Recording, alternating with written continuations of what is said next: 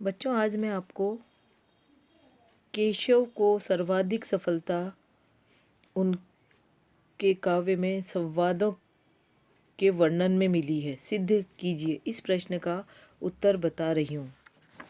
केशव रीतिकाल के प्रवर्तक कवि थे और दरबारी कवि भी रहे। जिस प्रकार केशव को उनके प्रबंध काव्य में भरपूर सफलता मिली, ठीक उसी प्रकार से केशव को उनके पांडित्य प्रदर्शन में संवाद योजना ने महत्वपूर्ण भूमिका निभाई है। केशव के द्वारा रचित काव्य संवादमयी है, जो उनकी अपनी विशेषता है।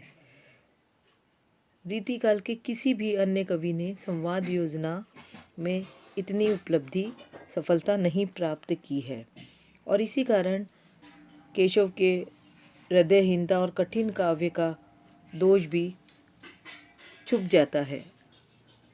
देखिए, रामचंद्रिका के संवाद। जिस प्रकार नाटक में वार्तालाप महत्वपूर्ण होता है, उसी प्रकार संपूर्ण रामचंद्रिका में केशव ने विभिन्न पात्रों का वार्तालाप नाटकीय संवाद शैली में प्रस्तुत किया।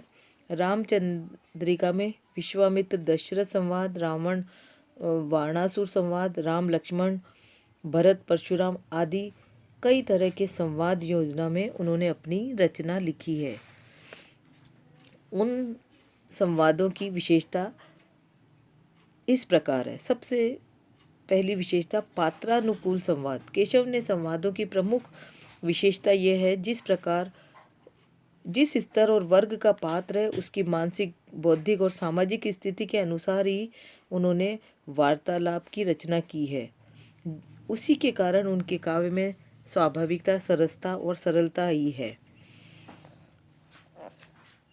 रावण, हनुमान और सीता संवाद में उन्होंने बहुत छोटे छोटे शब्दों का प्रयोग करके अपने संवादों को सफलता प्रदान की है। दूसरी उनकी विशेषता, प्रसंगानुकूल संवाद। केशव ने प्रसंग के अनुरूप ही संवादों की योजना की है। उन्होंने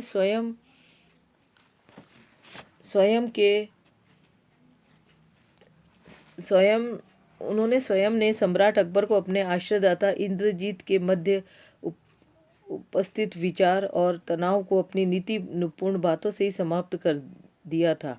केशव पात्र, समाज, परिवेश और प्रसंग के अनुरूप संवाद रचना करते थे।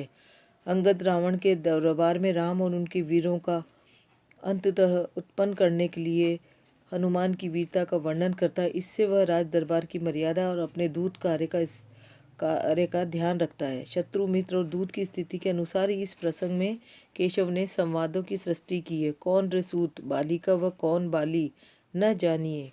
काक चापी तुम्हें जो सागर साथ नहात बखानिए। है कहाँ वीर, वीर अंगत देव लोक बताइयो। क्यों गयो रघुनाथ बान विमान बैठी सिधारियो। तीसरी विशेषता है, नाटकीय और संक्षिप्त संवाद योजना। रे कपि कौन तू, अच्छ को घातक, दूत बलिजू रघुनंदन को रघुनंदन रे, तिचरा खर दूषण भूषण भू को। इस प्रकार से संक्षिप्त संवाद कर उन्होंने अपने काव्य को उत्कृष्टता प्रदान की है। एक ही पंक्ति में प्रश्न और उत्तर। केशव के संवादों में कसावट, इसका प्रमाण यह है कि सवैया और कवित्व छंद के एक ही चरण में प्रश्न के उत्तर मिल जाते हैं। कभी कभी तो एक ही पंक्ति में दो दो प्रश्नों के उत्तर मिल जाते हैं। अंगद रावण संवाद का यह अंश प्रस्तुत है। कौन के सुत, बाली के, वह कौन बाली, न जानिए।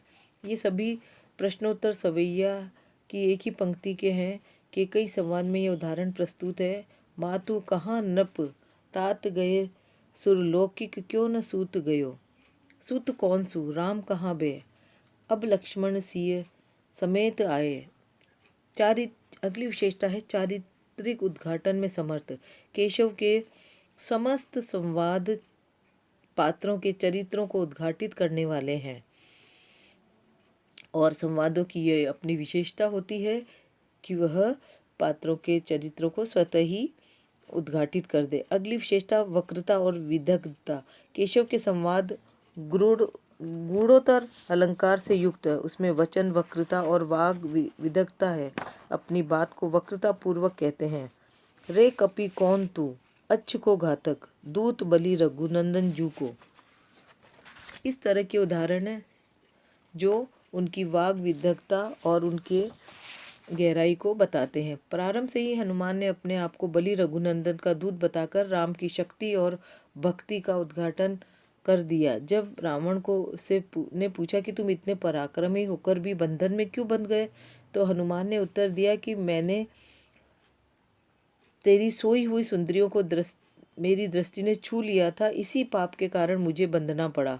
भाव यह है कि आँख से देखने मात्र से ये मेरी गति हुई, तो तू सोच लो तुम्हारा क्या हाल होगा। तूने तो पराई स्त्री सीता को चुराया है और उसे बलपूर्वक यहाँ कैद कर रखा है। निष्कर्षतः हम कह सकते हैं कि केशव के संवाद में सहजता, स्वाभाविकता, पात्रानुकूलता, प्रसंगानुकूलता, संक्षिप्तता, कसावट, वक्रता और विदग्धता आदि विशेषताओं के दर्शन होते हैं, जिनके आधार पर यह कहा जा सकता है कि केशव को संवाद योजना में पूरी सफलता मिली। धन्यवाद।